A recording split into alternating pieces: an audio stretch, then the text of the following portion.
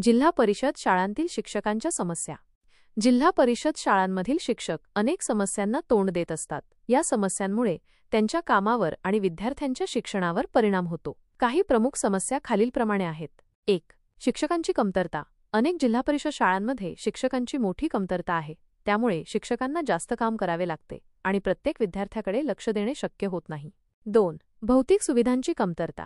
अनेक शाळांमध्ये पुरेशी इमारत, शौचालय, पिण्याच्या पाण्याची सोय नसते. तसेच अनेक शाळांमध्ये शैक्षणिक साहित्य, क्रीडांगण आणि इतर आवश्यक सुविधांची कमतरता असते. 3. प्रशासकीय समस्या. शिक्षकांना अनेक प्रशासकीय कामांमध्ये अडकून राहावे लागते, ज्यामुळे त्यांना अध्यापनासाठी कमी वेळ मिळतो. तसेच वरिष्ठ अधिकाऱ्यांकडून योग्य मार्गदर्शन आणि सहकार्य मिळत नसल्याच्या तक्रारीही शिक्षकांकडून केल्या जातात. 4. बदलीची